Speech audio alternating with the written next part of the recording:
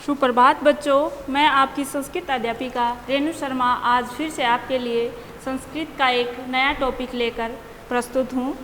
प्यारे बच्चों, आज हम संस्कृत व्याकरण का एक चैप्टर फर्स्ट अध्याय पढ़ेंगे जिसका नाम है भाषा, लिपि और व्याकरण। प्यारे बच्चों, इस अध्याय को पढ़ने से पहले हम कुछ महत्वपूर्ण तथ्यों पर चर्चा करेंगे। भाषा क्यों जरूरी है हमारे लिए, भाषा का क्या महत्व है। संसार प्राणियों का विशालतम समूह है। सभी प्राणी अपने मनोभावों को अभिव्यक्त करने के लिए विभिन्न साधनों का प्रयोग करते हैं। इन्हीं प्राणियों के समुदाय में एक मानव भी है जो विधाता की अद्वितीय रचना है। विकसित बुद्धि का स्वामी होने के कारण उसमें अपने मनोभावों को अच्छी तरह से प्रकट करने की असीम सामर्थ्य है, जिसका परिणाम भाषा है। अंगों के हिलाने, हंसने, रोने, संकेत करने अथवा आ ऊ जैसी अस्पष्ट ध्वनियाँ निकालने से पूरी बात स्पष्ट नहीं होती। अपनी बात को सुस्पष्ट करने के लिए भाषा का आश्रय लेना पड़ता है। अतः भाषा का महत्व स्वतः सिद्ध है। प्यारे बच्चों, भाषा शब्द संस्कृत की भाष धातु से लिया गया है। भाष धातु से लिया गया है, जिसका अर्थ है बोलना। अतः वाणी को भाषा कहा जाता है। अब हम भाषा के बारे में विस्तार से पढ़ेंगे। भाषा की परिभाषा वह साधन जिसके द्वारा मनुष्य बोलकर या लिखकर अपने विचारों को दूसरों के सामने प्रकट करता है तथा दूसरों के विचारों को स्वयं समझ सकता है, उसे भाषा कहते हैं। यथा जैसे संस्कृत, हिंदी, अंग्रेज़ी, पंजाबी, उर्दू आदि। इससे आगे है भाषा के प्रयोग। भाषा कैसे कैसे प्रयोग की जाती है। भाषा का प्रयोग दो रूपों में होता है, मौखिक अथवा कथित, और दूसरा रूप कौन सा है, लिखित।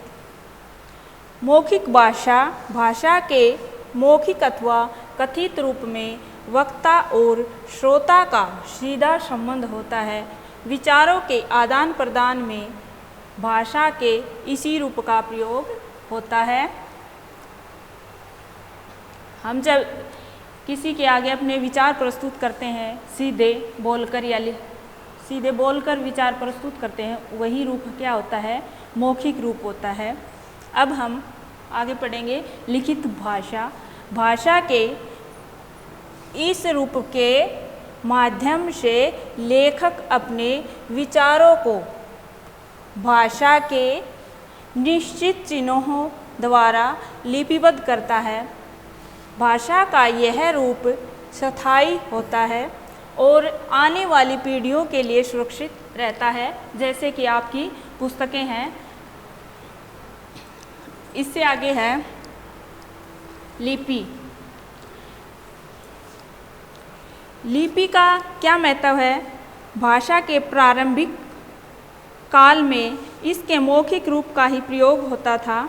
वक्ता और श्रोता के आमने सामने विद्यमान रहने पर विचारों के आदान प्रदान का यह सरलतम साधन था, परंतु दूर स्थित श्रोता तक अपनी बात पहुंचाने के लिए लिपि की आवश्यकता पड़ी। इसके लिए विद्वानों ने ध्वनि संकेत निश्चित किए, जिनके माध्यम से विचारों को स्थायित्व प्राप्त हुआ एवं उनका संप्रेषण सरल हो गया। फिर लिपि आई। लिपि कैसे है, देखो किसे कहते हैं लिपि। परिभाषा, भाषा के लिखने के ढंग को लिपि कहते हैं। यथा संस्कृत एवं हिंदी भाषा की लिपि देवनागरी है। इसी प्रकार अंग्रेजी भाषा की लिपि रोमन है। अंग्रेजी भाषा की लिपि रोमन है।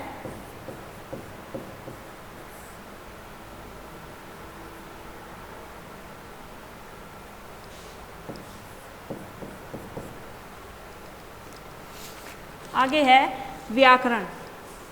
व्याकरण का क्या महत्व है? व्याकरण शब्दों व वाक्यों के टुकड़े टुकड़े करके उनके यथार्थ स्वरूप को प्रस्तुत करता है, इसलिए इसको शब्द ज्ञान का जनक भी कहा जाता है। शब्द ज्ञान का जनक कौन है? व्याकरण। वि तथा आंग उपसर्ग पूर्वक क्री धातु से लयुट प्रत्यय करने पर व्याकरण शब्द बनता है। व्याकरण आचार्यों ने इसे शब्दानुशासनम भी कहा है। अब हम व्याकरण के बारे में विस्तार से पढ़ेंगे। व्याकरण वह शास्त्र है जिसके द्वारा हमें भाषा का शुद्ध लिखना, शुद्ध पढ़ना और शुद्ध बोलना आता है, उसे व्याकरण कहते हैं। इससे आगे है व्याकरण के अंग। भाषिक व्यवस्था के आधार पर व्याकरण के 3 अंग स्वीकार किए जाते हैं: वर्ण, शब्द और वाक्य। वर्ण किसे कहते हैं? वह छोटी से छोटी ध्वनि जिसके टुकड़े न हो सके वर्ण कहलाती है।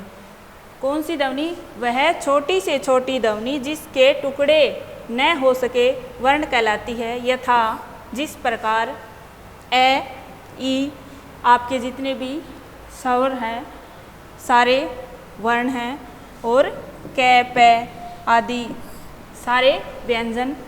ठीक है। इससे आगे शब्द। शब्द किसे कहते हैं? वर्णों के सार्थक समूह को शब्द कहते हैं। जब शब्द वाक्य में प्रयुक्त होता है तब वह पद कहलाता है। जब कोई भी शब्द वाक्य में प्रयुक्त होता है तब वह पद कहलाता है। जैसे राम एक शब्द है, परंतु रामः वनं गच्छति। इस वाक्य में रामः पद कहलाएगा। ये जब पूरा वाक्य हमारे सामने आएगा तब यह जो राम है ये क्या है? पद है। और उससे पहले क्या था? अकेला दे रखा है तो शब्द है, और यदि वाक्य में आता है तब यह क्या है? पद।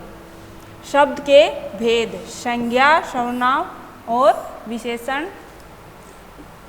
अगला है क्रिया, क्रिया विशेषण, शब्द बोधक, संबंध बोधक, समुच्चय बोधक, विस्मय आदि बोधक। विस्मय आदि बोधक शब्द कैसे होते हैं? ये अविकारी अथवा अव्यय शब्द हैं। अविकारी शब्द कौन से होते हैं? जो तीनों लिंगों, तीनों वचनों और तीनों पुरुषों में एक समान रहते हैं, इनमें कोई चेंज नहीं होता। आगे है वाक्य। व्याकरण के जो 2 अंग पहले बताए हैं और ये तीसरा अंग है वाक्य। पदों के सार्थक समूह को वाक्य कहते हैं, जिससे वक्ता का भाव स्पष्ट हो जाए। यथा जिस प्रकार छात्र पाठम पठति, छात्र पाठ पढ़ता है, यह एक वाक्य है। इसी प्रकार स विद्यालयं गच्छति,